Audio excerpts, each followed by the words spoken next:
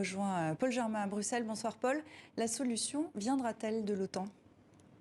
Eh bien Sylvia, rappelez-vous, il y a quelques années, Emmanuel Macron avait déclaré que l'OTAN était en état de mort cérébrale. Aujourd'hui, c'est lui qui décide de convoquer ce sommet extraordinaire. Mais il y a quelque chose qui ne vous aura pas échappé, c'est que l'Union européenne n'a pas de défense commune et c'est d'ailleurs un des chantiers qu'Emmanuel Macron va vouloir relancer. Alors ce sommet extraordinaire a aussi été voulu par la Pologne et les pays baltes qui ont demandé d'activer l'article 4 de l'Alliance. Cet article prévoit des consultations quand un pays se sent menacé et précisément la Pologne en particulier a très peur d'un débordement de l'offensive russe sur son territoire. Cela dit, l'OTAN a déjà commencé à renforcer son dispositif sur le flanc est de l'Europe. Hier encore, les États-Unis ont promis d'envoyer 7000 hommes supplémentaires en Allemagne et la France a annoncé ce matin qu'elle enverrait des hommes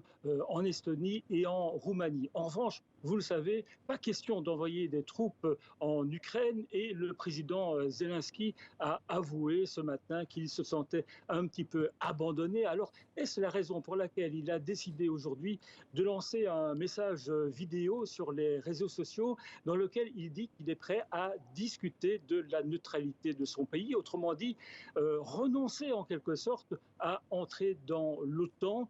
Est-ce que cela va changer le cours des choses ? Certains diront que cela ressemble à une capitulation. Merci Paul depuis Bruxelles.